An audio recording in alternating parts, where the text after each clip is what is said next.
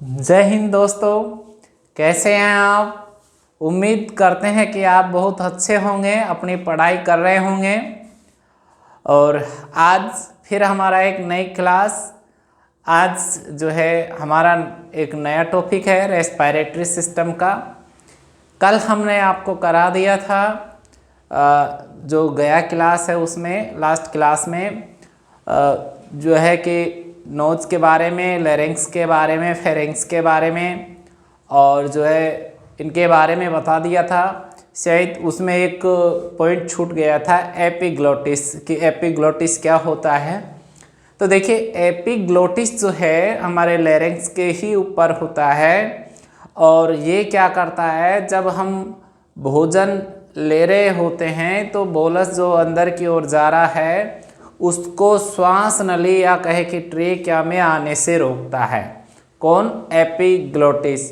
ये fibre cartilage का बना होता है और इसको ही जो है एक तरह का ट्रैफिक पुलिसमैन भी इसको कहा जाता है। वो इसलिए कहा जाता है कि श्वास को श्वसन नली में पहुंचाता है जबकि भोजन को भोजन नली में पहुंचाता है। यानी कि वायु को ट्रेकिया की तरफ मुंह करवाता है जबकि जो भोजन है उसको ईसोफेगस की ओर जो है मुंह कराता है। इसलिए इसको जो है एपिग्लोटिस को जो है ट्रैफिक पुलिसमैन के नाम से भी इसको जाना जाता है।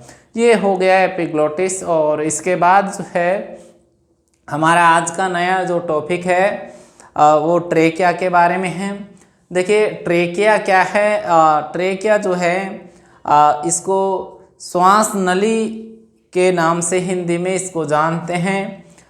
ट्रेकिया आगे चलकर जो हमारा वर्टिब्रा जो है, इस वर्टिब्रा में जैसे पहली सात सर्वाइकल हो गई। इसके बाद जो है जो वर्टिब्रा हमारी थोरेसिक वर्टिब्रा हैं, उन थोरेसिक वर्टिब्रा में नंबर 4 पर जो है जाकर ये डिवाइड हो जाता है। और डिवाइड होने के बाद ये सबसे पहले 2 ब्रोंकाई में डिवाइड होता है जिनको प्राइमरी ब्रोंकाई कहते हैं। प्राइमरी ब्रोंकाई के बाद में ये प्राइमरी ब्रोंकाई फिर से डिवाइडेशन होता है और ये ब्रोंक्यूल्स में डिवाइड हो जाता है। ब्रोंक्यूल्स फिर आगे डिवाइड होकर एल्वोलाई में जो है डिवाइड हो जाते हैं। इस तरह से इसका एनाटॉमी है और इसका एनाटॉमी जो है हम यहाँ देखेंगे अच्छे से।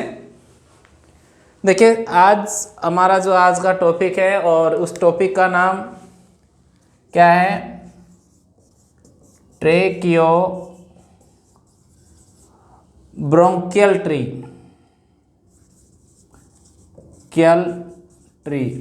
इसको ट्रेकियो ब्रोंकियल ट्री क्यों कहा जाता है? क्योंकि जिस तरह से पेड़ में बहुत सारी ब्रांच होती है, शाखाएं होती हैं, इसमें भी इसी तरह की ब्रांचेज यानी शाखाएं होती हैं, इसलिए इसको ब्रोंकियल ट्री कहा जाता है। तो सबसे पहले एक बार हम ट्रेकिया की बात कर लेते हैं और फिर ब्रोंकाई की बात करेंगे और फिर बाद में इनके डिवाइडेशन की। तो ट्रेकिया की सबसे पहले हम बात करते हैं केवल हम कि ट्रेकिया जो है क्या होता है, कैसा होता है, कितना बड़ा होता है ट्रेकिया, है ना, और इसकी कैसी संरचना है। देखिए, ट्रेकिया की जो लंबाई है वो 10 से 12 सेंटीमीटर होती है। कितनी होती है? 10 से 12 सेंटीमीटर लंबा होता है। कौन? ट्रेकिया। ट्रेकिया की लंबाई 10 से 12 सेंटीमीटर होती है। अब ये जो ट्रेकिया है इसका जो शेप है यानी आकार कैसा होता है? इसका सी शेप आकार में होता है। सी शेप वैसे रिंग के आकार का है ना, पर ये ट्रेकिया जो है सी शेप में तो होता है, पर पीछे की तरफ इसकी ये पोस्टीरियर वाल जो है एब्सेंट होती है। सी शेप में जो रिंग टाइप की जो वाल होती है वो पीछे की ओर एब्सेंट होती है। इसकी पोस्टीरियर वाल एब्सेंट क्यों? क्योंकि ये रिंग टाइप में जो वाल है वो थोड़ी ज़्यादा टाइट होती है। ऐसे से करके ये इस तरह से होती है और ये जो वाल होती है वो इस तरह की रिंग जो हैं वो टोटल होती है 16 से लेकर कितनी होती है, 16 से 20 ट्रेकियल रिंग होती हैं। कितनी होती हैं, 16 से 20 होती हैं। अब ये आगे चलकर जो है ये डिवाइडेशन इनका हो जाता है ट्रेकिया का इस तरह से, और जिस जगह से इनका डिवाइडेशन होता है उस जगह को क्या कहा जाता है, उस जगह का नाम जो है कोर्ना उसको कहा जाता है। और ये एक तरह का जो खप रिफ्लेक्स है, खप यानी जो खांसी खाने वाला जो रिफ्लेक्स इसको कहते हैं, कि यहीं पर कोई भी या तो इन्फेक्शन का वजह हो या कोई भी पार्टिकल्स मुंह के अंदर एंट्री कर जाए, किसी भी स्थिति में जब व्यक्ति खफ करता है यानी खांसी यदि किसी को आता है तो कहीं न कहीं इस पर, इस पॉइंट पे जो है ये रिफ्लेक्स आता है और इसको कोर्ना कहते हैं। तो इसी वजह से जो है कोर्ना और ये खफ रिफ्लेक्स है, रिफ्लेक्स इस तरह से जो है ये रिंग होती है। पीछे की ओर अगर हम बात करें हमारी वर्टिब्रा की, तो वर्टिब्रा T4 थोरेसिक वर्टिब्रा का जो T4 है वहाँ पर जाके ये डिवाइड होता है दो भागों में, ट्रेकिया दो भागों में ऐसे करके डिवाइड हो जाता है। अब यदि इसकी संरचना को देखा जाए कि इसकी संरचना किससे देख सकते हैं अंदर की ओर, तो एक यंत्र होता है जिसकी सहायता से इसकी संरचना को देख सकते हैं, और उस यंत्र का क्या नाम है, उस यंत्र का क्या नाम होता है, ब्रोंकियोस्कोपी। ब्रोंकियोस्कोपी के द्वारा जो है इसको इसकी आंतरिक संरचना को देख सकते हैं। जब देखते हैं तो आंतरिक संरचना कैसी दिखाई देती है, जिस तरह मोटरसाइकिल को या किसी गाड़ी को गोल गोल ऐसे घुमा दे मिट्टी के अंदर और वो जो बन जाता है एक तरह का चक्री जैसा, वो उस तरह से ही अंदर की ओर जब देखते हैं तो इसकी संरचना ऐसी गोल गोल दिखाई देती है। और इस तरह का क्वेश्चन कई बार एग्जाम में आता है कि ब्रोंकियोस्कोपी एग्जामिनेशन के समय ट्रेकिया की संरचना कैसी दिखाई देती है। तो उस जो गोल गोल जो संरचना है, जिस तरह मिट्टी में एक मोटरसाइकिल चारों तरफ घुमाए और जो गोल गोल संरचना बनती है वैसी ये दिखाई देती है। और इस संरचना का क्या नाम होता है, इस संरचना का नाम कैथेड्रल आर्च इसको कहा जाता है। क्या कहा जाता है, कैथेड्रल आर्च इसको कहा जाता है। इस तरह से जो है हम बात करते हैं। अब ये जो बनी हुई रहती है हाइलिन कार्टिलेज की बनी हुई रहती है ये संरचना। पोस्टीरियर वाल इसकी एब्सेंट होती है।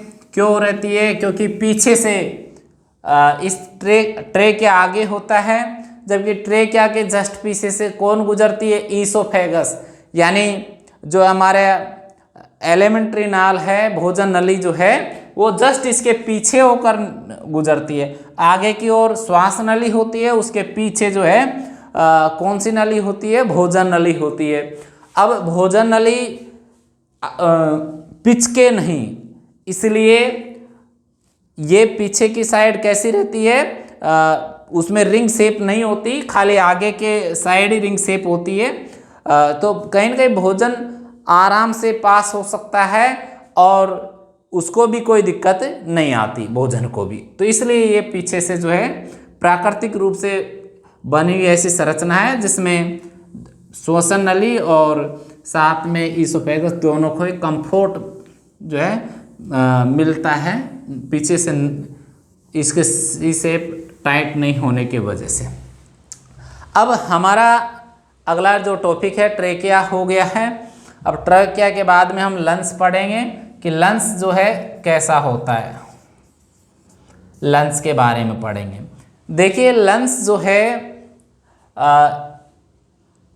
लंग्स के बारे में जब हम बात करते हैं तो आप सबसे पहले ये आता है कि लंग्स कितने होते हैं, तो हम बात करते हैं 1 पेयर लंग्स होते हैं मानव में।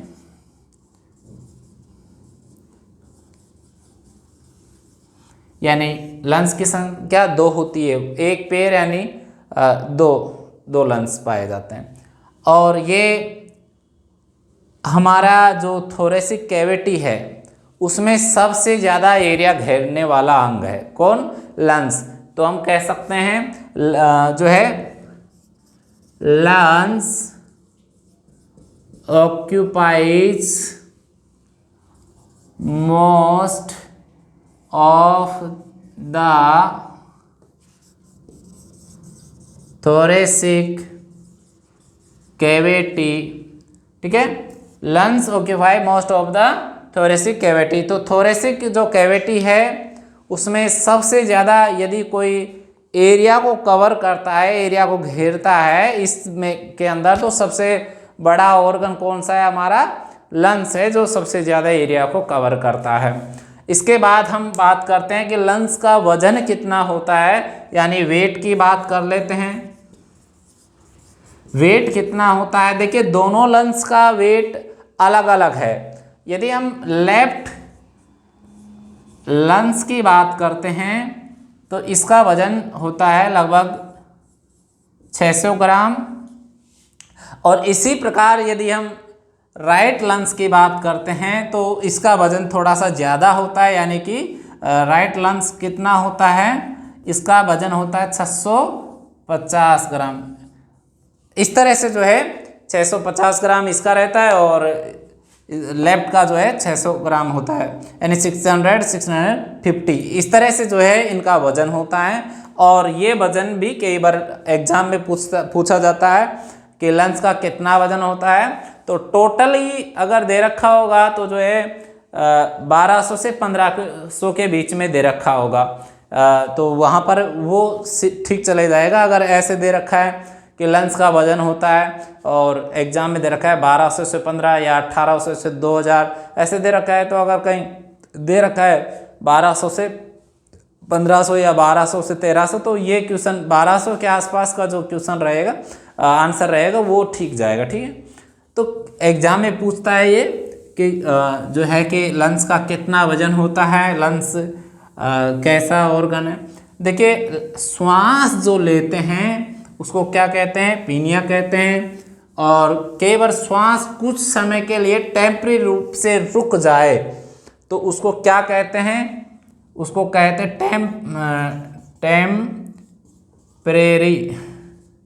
टेम्परेरी रूप से अगर श्वास रुक जाती है कुछ समय के लिए तो उसको कहते हैं एनिया। ठीक है, तो ये टर्म है, श्वास को जो है श्वसन को क्या कहते हैं, तो कई बार टर्म में इस तरह से आ जाता है, यानी ब्रीथिंग को, है ना, एपनिया। और जो है नहीं लेना, टेम्परेरी क्लोज हो जाए, बंद हो जाए तो उसको एपनिया, जब श्वास नहीं आती है तो, और बाकी पीनिया। ठीक है, अब लंग्स का जो है स्ट्रक्चर के बारे में बात करते हैं कि लंग्स कैसा होता है, लंग्स के क्या कार्य होते हैं और किस तरह से जो है ये इसका एनाटॉमी है उसका हम बात करते हैं। तो देखिए लंग्स जो है हमने बताया कि थोरेसिक कैविटी का सबसे बड़ा ऑर्गन है और थोरेसिक कैविटी में सबसे ज़्यादा एरिया को यही जो है कवर करता है। अब जब हम लंग्स की बात करते हैं तो देखिए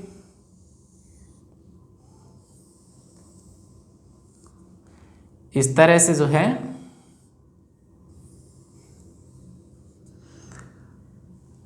अब इसमें एक लंग्स तो हमारा कौन सा हो गया? राइट, एक हो गया लेफ्ट। जब राइट और लेफ्ट की जब हम बात करते हैं तो ये हमारा लेफ्ट हो गया और ये हमारा जैसे राइट। तो लेफ्ट और राइट का जब बात करेंगे तो राइट और लेफ्ट, तो देखिए यहाँ पर जो है राइट वाला जो लंग्स है उसमें इस तरह से दो फीसर पाए जाते हैं, इस तरह से फीसर पाए जाएंगे। फीसर का मतलब एक तरह का डिवाइडेशन, इस तरह से ये डिवाइडेशन होते हैं। और इसमें केवल एक ही फीचर पाया जाता है, या खांच जैसी संरचना यहाँ पाई जाती है। थोड़ी सी यहाँ क्या रहता है, हमारा हृदय स्थित होता है, कार्डियक नोच इसको बोला जाता है, और यहाँ एक ही फीचर पाया जाएगा। तो इस तरह से जो है, और तिरछा जो पाया जा रहा है, ये तिरछा फीचर जो है, ये हो या ये हो, इस फीचर का नाम होगा ऑब्लिक्यू फीचर। ये ऑब्लिक्यू फीचर हो गया। और ये फीचर जो है, इस फीचर का नाम होगा हॉरिजॉन्टल फीचर। इस तरह के ये फीचर पाए जाते हैं। ये हमारा क्या हो गया, यहाँ से हमारा ट्रेकिया इस तरह से आएगा, इस तरह से हमारा ट्रेकिया रहेगा। कितनी रिंग होती है वो सब हम बता ही दिए हैं। इस तरह से हमारा ट्रेकिया यहाँ पर जो है आ जाएगा, और ट्रेकिया इस तरह से आएगा, और ट्रेकिया जो है मिडिल जो लेयर है वहाँ आकर ये इसमें एंट्री कर जाता है ऐसे करके, ठीक है ना। इस तरह से एंट्री, मिडिल जो इसका भाग है, मिडिल लोब, वहाँ से एंट्री करेगा। और अभी जो आपको बताया गया है, यहाँ से जो एंट्री करेगा उसको क्या कहेंगे, जिस जगह से डिवाइडेशन हो रहा है, कोरोना यहीं पर रहता है, रिफ्लेक्स वाला जो कफ रिफ्लेक्स इस जगह रहेगा, और हाइलिन या हीलम यहाँ जहाँ से एंट्री करेगा ये, ठीक है ना। यहाँ से लंग्स में जो एंट्री करेगा ट्रेकिया, उस जगह को क्या कहेंगे, हीलम कहेंगे, हीलम, ठीक है। हीलम एक ऐसा एरिया होता है जहाँ से, हीलम एक ऐसा एरिया है जहाँ से कोई भी अंदर जाने वाला, जैसे ब्रोंकाई है, पल्मोनरी आर्टरी है, पल्मोनरी वेन है, ये सब एंट्री और एग्जिट दोनों का रास्ता है। ये दोनों तरफ ये हीलम इधर भी होगा और हीलम इधर भी होगा, यानी दोनों ही तरफ ये हीलम होगा जहाँ से ट्रेकिया एंट्री कर रहा है, किसके अंदर, लंग्स के अंदर, उसको कहेंगे हीलम। ये ऐसा एरिया होता है जहाँ से कोई भी स्ट्रक्चर जो है अंदर एंट्री कर सकती है, और अंदर की स्ट्रक्चर बाहर आ रही है ना। बाहर कौन आएगी, वेन वगैरह आएगी। तो इस तरह से ये संरचना बनी हुई होती है ट्रेकिया की। अब ध्यान दीजिए, और लंग्स के ऊपर क्या क्या होता है। लंग्स का नीचे वाला लोब है, इसको लोअर लोब बोलते हैं। कौन सा लोब बोलते हैं, लोअर लोब, एलो। इस लोब को मिडिल बोलते हैं, इस लोब को अपर लोब बोलते हैं। इस तरह से लोब ये होते हैं। हमारा लेफ्ट में केवल दो ही लोब होते हैं, एक तो लोअर लोब होता है, एक अपर लोब होता है। लोअर लोब और अपर लोब पर ध्यान दीजिए, ये अपर लोब जो है वहाँ पर एक टंग आकार का, जीभ की जैसी जो संरचना है, इस प्रकार से एक संरचना पाई जाती है। इस तरह की एक जीभ के आकार जैसी संरचना पाई जाती है, टंग जैसी है ना। इसको लोंग्यूला बोलते हैं। क्या बोलते हैं, लोंग्यूला, लोंग्यूला, ठीक है ना। लोंग्यूला, इसको टंग लाइक जीभ जैसी संरचना है, इसको लोंग्यूला बोलते हैं। ये कहाँ पाई जाती है, ये हमारा लेफ्ट साइड का जो लंग्स है, और इसके अपर भाग में जो है ये हमारी लोंग्यूला जो है वो पाई जाती है। अब ये हमारा जो लंग्स है, जस्ट लंग्स के ऊपर जो लेयर पाई जाती है, इसके बिल्कुल बराबर में इस तरह की जो लेयर पाई जाएगी, इस लेयर को इस तरह से जो है पूरे लंग्स के चारों तरफ जो लेयर पाई जाती है, इस तरह से यदि हम बात करें, इस तरह से पूरा जो है ये जो लेयर है इसके बिल्कुल नज़दीक नज़दीक में जो लेयर पाई जाती है उसका नाम होता है विसरल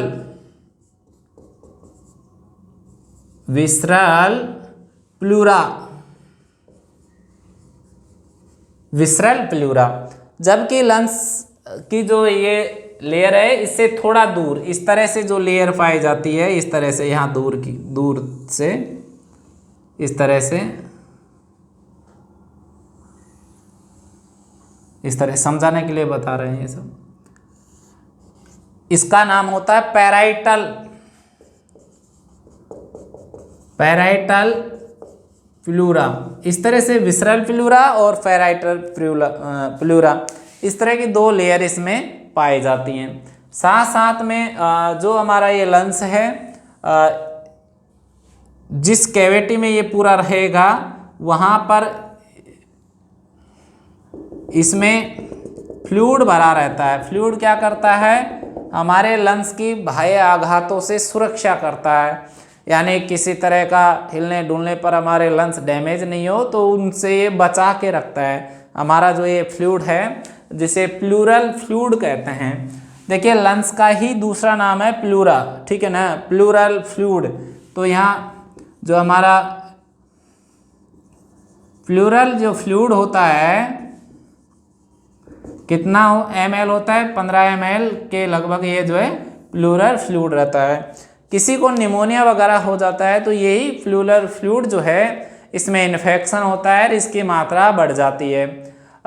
जब कभी भी इसकी मात्रा बढ़ती है तो फिर एंटी डाययूरेटिक वगैरह देते हैं, जिससे क्या होता है कि उसमें से ये फ्लूइड बाहर निकले और बाहर निकलने से जो है उसके फ्लूइड की वहाँ पर कमी हो और वो बच्चा है या जिसको भी डिजीज हो गई हो वो जल्दी से जल्दी ठीक हो। ये हमारा लंस है नीचे की ओर किस पर जो है टिका रहता है, नीचे की जो साइड है वो किस पर टिकी रही रहती है।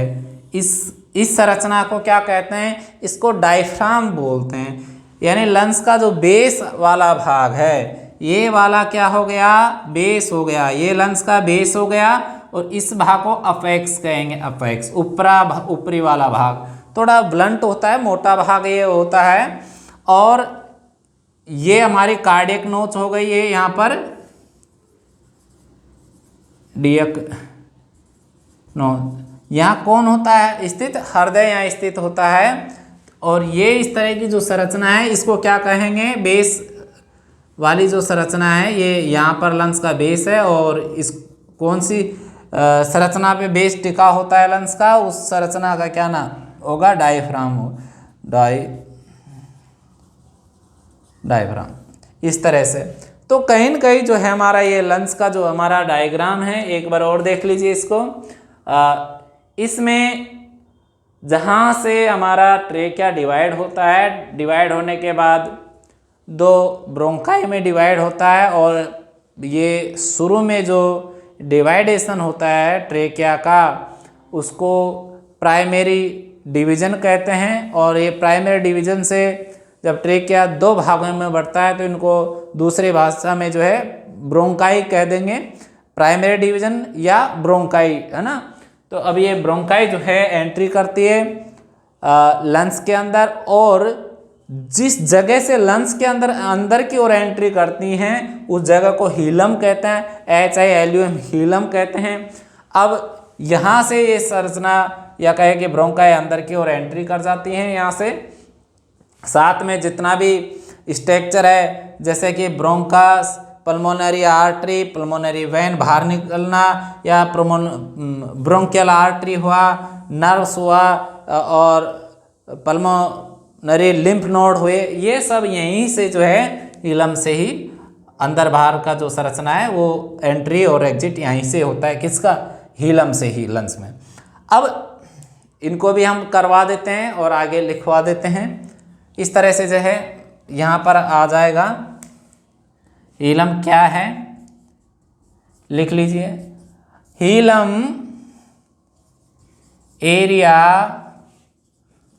Area from the structure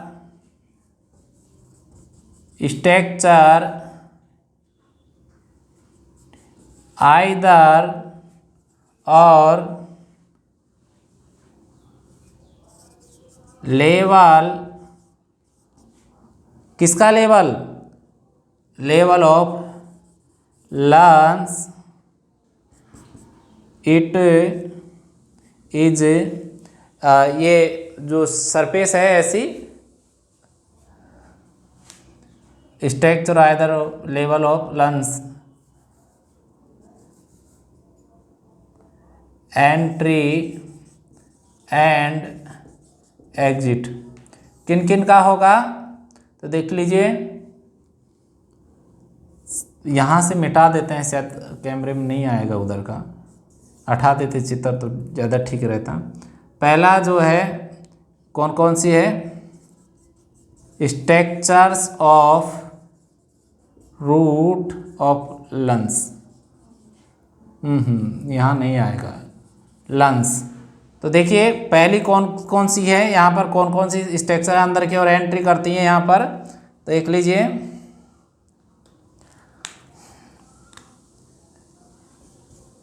primary या प्रिंसिपल्स ब्रोंकस, यहाँ लिख लेते हैं ब्रोंकस, ब्रोंकस, ठीक। अब इसके बाद इसको हटा देते हैं यहाँ से थोड़ा सा। पल्मोनरी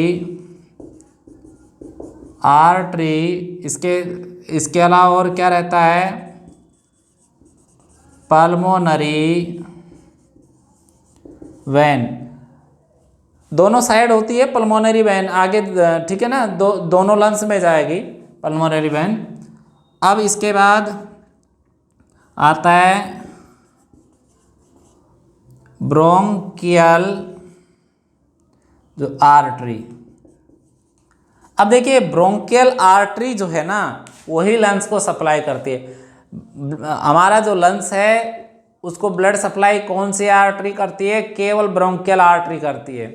कभी ये आ जाए पल्मोनरी आर्टरी करती है? नहीं, बिल्कुल नहीं करती है पल्मोनरी आर्टरी, क्योंकि पल्मोनरी आर्टरी तो क्या करती है, हमारे हृदय से अशुद्ध जो रक्त है उसको जो है राइट जो हमारा वेंट्रिकल है वहाँ से लंग्स लेकर, वो लंग्स की ओर ब्लड लेकर आती है। कौन?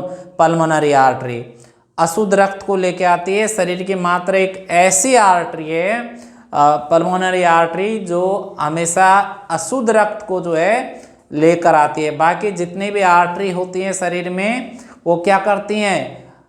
शुद्ध रक्त को लेकर जाती हैं, जबकि ये हमारी एक ऐसी आर्टरी है वो हमेशा अशुद्ध रक्त को लेकर आती है हृदय से। अब बात करते हैं और क्या क्या होता है इसमें। और नर्व्स होंगी जो हमारा लंग्स के अंदर एंट्री करेंगी, नर्व्स हो गई, और इसके साथ ब्रोंकियल पल्मोनरी लिम्फ, ये जो है यहाँ से, ये हमारा जो क्षेत्र होता है इलम, यहाँ से एंट्री और एग्जिट करते हैं। वेन वगैरह जो है बाहर निकलना और अंदर जाना, ये सब जो है यहीं से होता है। ये सब एंट्री एग्जिट का ये पॉइंट है। अब एक बार और देख लीजिए, लंग्स का जो लेयर है उसके जस्ट ऊपर विसरल प्लूरा होता है, उसके दूसरा जो लेयर है पैराइटल प्लूरा रहता है। इनके बीच में यहाँ पर एक फ्लूइड पाया जाता है जिसका नाम क्या है? Pleural fluid. वो कितना होता है? 15 ml होता है। फ्लूइड की मात्रा कितनी होती है? 15 ml होती है। ये हमारे आघातों से सुरक्षा करता है। और हमारा लंग्स का जो बेस है वो डायफ्राम पर टिका हुआ रहता है। कहीं ना कहीं ये जो है लंग्स के 3 लोब हैं, राइट में 1, 2 और 3। कौन कौन से? अपर, मिडल और लोअर। और जो हमारा लेफ्ट साइड का भाग है उसमें 2 ही लोब होते हैं, अपर लोब और लोअर लोब। मिडल लोब नहीं होता। मिडल लोब की जगह यहाँ एक लिंगुला यानी टंग लाइक एक स्ट्रक्चर होती है, यानी जीभ की जैसी ये टंग टंग लाइक स्ट्रक्चर, ये जीभ के जैसे आकार की एक संरचना यहाँ पाई जाती है। अब हम हमारा जो ब्रोंकियल ट्री है या जो हमारा ट्रेकिया का बाइफिकेशन आगे जाकर ट्रेकिया कैसे कैसे डिवाइड होता है उसके बारे में थोड़ा सा पढ़ लेते हैं कि ट्रेकिया आगे कैसे कैसे डिवाइडेशन होता है, कैसे कैसे हमारे एल्वोलाई तक वायु पहुंचती है और एल्वोलाई में कौन सा पार्ट होता है जो श्वसन की प्रक्रिया को पूर्ण करता है, या वहाँ से जो है हमारा जो कैपलरीज है उनमें किस तरह से ब्लड जो है के साथ ऑक्सीजन मिलता है, ये हम पढ़ेंगे अब आगे। तो देखिए अब सबसे पहले हम बात कर लेते हैं किसकी, वही ट्रेकिया बनाते हैं। ये मान लीजिए ट्रेकिया है। सबसे पहले हम बात करते हैं कि ये जिस तरह से ये सबसे पहले ये प्राइमरी में ये डिवाइड होगा इस तरह से, इस तरह से, इस तरह से। ये पार्ट थोड़ा सा लंबा होगा ये वाला, और ये छोटा पार्ट होगा, ये हमारा जो राइट साइड का जो है छोटा होगा और मोटा होगा, शॉर्ट भी होगा और मोटा भी होगा, यानी शॉर्टर एंड ब्लंट। ये लॉन्ग होगा, इसकी लंबाई लगभग 2.5 सेंटीमीटर होती है, और ये शॉर्टर पार्ट होता है, छोटा भाग होता है, ठीक है। और ब्लंट भी होता है, मोटा भी है जो है मोटा भी होता है और छोटा भी होता है। इसके बाद जब हम बात करते हैं आगे, फिर से ये बाद में लिखते हैं, यहाँ इतना ही रहने देते हैं। अब फिर से ये इसका डिवाइडेशन होता है, और इस तरह से अब ये जब डिवाइड होता है तो 3 भागों में ये बढ़ जाता है, 3 भाग में ये डिवाइड हो जाता है।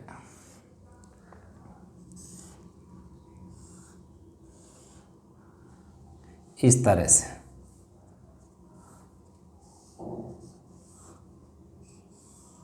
ये 3 भागों में डिवाइड हो गया, और ये कितने भागों में डिवाइड होगा, केवल 2 भागों में ये डिवाइड होगा यहाँ, ठीक है। इस तरह से जो है हमारा ये डिवाइडेशन इसका होता है। अब ये डिवाइडेशन है वो आगे जाके जब ये डिवाइडेशन यहाँ पर हुआ तो इसको हम सेकेंडरी डिवाइडेशन कहेंगे। किसका, ब्रोंकाई का। ब्रोंकाई का सेकेंडरी डिवाइडेशन होगा, सेकेंडरी ट्रेकिया का होगा, ब्रोंकाई का फर्स्ट होगा, ठीक है ना। अब बाद में आगे चलकर ये फिर से डिवाइडेशन इनका होता है, तो ये नीचे ये तो जाएगा लोअर लोब में, ये जाएगा मिडल में, ये जाएगा अपर में, इसी प्रकार ये अपर में जाएगा, ये लोअर में जाएगा। अब ये पहली बार जो डिवाइडेशन हो रहा है, इस डिवाइडेशन को क्या कहेंगे, प्राइमरी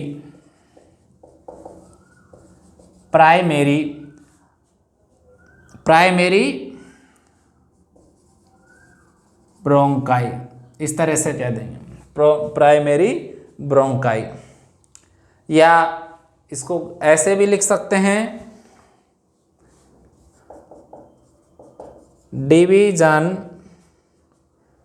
और डिवीजन कौन सा है, फर्स्ट डिवीजन है, इसको लिख देते हैं ऐसे करके, first division of trachea, first division of trachea. तो जैसे ही ट्रेकिया का फर्स्ट डिवीजन होता है तो क्या बनता है, ब्रोंकाई बनता है। ये इनको क्या कहेंगे, इसको और इसको क्या कहेंगे, ब्रोंकाई कहेंगे। इसका नाम और इसका नाम क्या होगा, ब्रोंकाई नाम होगा। तो ये ट्रेकिया जैसे ही 2 भागों में डिवाइड हुआ तो डिवाइड होकर क्या बना, ब्रोंकाई बना। क्या बना, ब्रोंकाई बना। जैसे ही सेकेंड डिवीजन हुआ, सेकेंड डिवीजन ऑफ ट्रेकिया, ये फर्स्ट डिवीजन हो गया, और यहाँ पर ट्रेकिया का तो सेकंड डिवीजन है, ट्रेकिया का तो सेकंड डिवीजन है, पर अब इसको ब्रोंकाई बोला था। जैसे ही फर्स्ट डिवीजन हुआ था ट्रेकिया का तो ब्रोंकाई बना था। अब ये ब्रोंकाई है, ये यहाँ से लेकर यहाँ तक का भाग कौन है? ब्रोंकाई है। वैसे तो ये पूरा ट्रेकिया ही है, इसलिए तो ट्रेकियल ट्री इसको बोला जाता है, पर यहाँ से लेकर यहाँ तक की संरचना को क्या बोले थे? ब्रोंकाई। तो ट्रेकिया का तो सेकंड डिवीजन हो गया और ब्रोंकाई का फर्स्ट डिवीजन हो गया। तो इसमें जो क्या लिखेंगे? सेकंड डिवीजन ऑफ ट्रेकिया और फर्स्ट डिवीजन ऑफ ब्रोंकाई, यानी ट्रेकिया का तो सेकंड डिवीजन है और ब्रोंकाई का फर्स्ट डिवीजन है। इस तरह से फिर थर्ड बात कर लेते हैं। थर्ड में जाकर यहाँ पर फिर से डिवाइडेशन हो गया, और अब ये जब डिवाइडेशन होगा तो इस प्रकार से देखिए 1 2, यहाँ पर कितने बनेंगे? 1 2 3, ऐसे करके 4 या 5, इस तरह से यहाँ इसमें 5 बनेंगे, और इस नीचे वाले में, लोअर वाले में, जो लोअर लोब है उसमें 5 बन जाएंगे। इसमें कितने बनेंगे? इसमें जो है इनकी संख्या 2 रहेगी, और ये जो रहेगा उसमें संख्या रहेगी 3। इस तरह से ये 1 2 और ये 3, या 1 और ये 2, यहाँ पर कितना? 1 2 3 4 5, इस तरह से इसका डिवाइडेशन हो जाएगा। तो अगर इसको अब ऐसा उल्टा करके देखें तो ब्रांच में ऐसे कन्वर्ट हो जाएगा पेड़, इसलिए पेड़ की तरह इसकी संरचना बन जाएगी। तो इसलिए इसको ब्रोंकियल ट्री कह दिया। इसका स्ट्रक्चर ही इस तरह से बनता है, इसलिए इसको ब्रोंकियल ट्री इसको जो है कि बोला जाता है। अब देखिए यहाँ कैसे कैसे इसका डिवाइडेशन होता है। जो हमारा लेफ्ट साइड का जो है उसका, इसमें भी जो है आगे चलकर ये डिवाइडेशन जो है, इसमें एक डिवाइडेशन तो हो जाता है जो लिंगुअल एरिया है, वहाँ पर लिंगुअल कौन एरिया होता है? ये मिडिल लोब का ही, सॉरी अपर लोब में ही होता है ये दोनों। पर लिंगुअल जो टंग जैसी हमने संरचना बताई थी अभी लंच जब पढ़ा रहे थे, तो उसमें एक जीभ की जैसी संरचना, तो वहाँ पर इसके 2 भागों बट जाते हैं इस तरह से, एक भाग उधर एक भाग उधर। और ये लोअर लोब में कितना आता है? वही इसकी तरह 5 भाग आते हैं लोअर लोब में, ये ऐसे करके 1 2 3 4 और ये 5 में ये बढ़ता है। और ये हमारा अपर लोब में ही आता है, मिडिल लोब नहीं होती इसमें। पर ये 2 संरचना, हमारा जो टंग जैसी संरचना है, जीभ जैसी संरचना, वहाँ पर ये चले जाते हैं 1 ये 2, और ऊपर की जो संरचना है वो इसकी तरह ही 3 भागों में बढ़ जाती है, ऐसे करके 1 2 और ये 3 भागों में ये बढ़ जाता है। ऐसे करके ये हमारा एक ब्रोंकियल ट्री जो है बन जाता है। तो देखिए इसको हमने ब्रोंकाई कहा।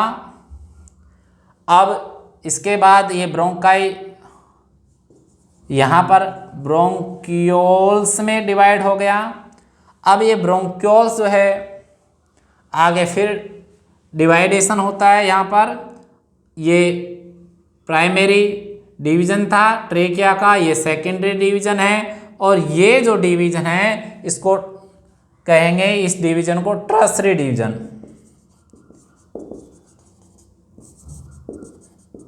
या थर्ड डिवीजन। इसमें ट्रेकिया का तीसरा विभाजन होता है और ब्रोंकाई का दूसरा होता है, ब्रोंक्यूल्स का फर्स्ट होता है। इस तरह से ये विभाजन यहाँ होता है। अब देखिए, अब यही हमारा जो ब्रोंक्यूल्स है ये आगे चलकर इस तरह से इसी में हमारा एल्वोलाई होता है। इस तरह से हमारा एल्वोलाई होता है। एल्वोलाई क्या है? गुब्बारा जो छोटा सा बॉल्यून होता है उसमें पिचकने जैसी जो संरचना होती है, ऐसा ही हमारा एल्वोलाई होता है। एल्वोलाई, और इसको आगे जाकर क्या कहेंगे, इनको क्या कह देंगे? एल्वोलियर डक्ट,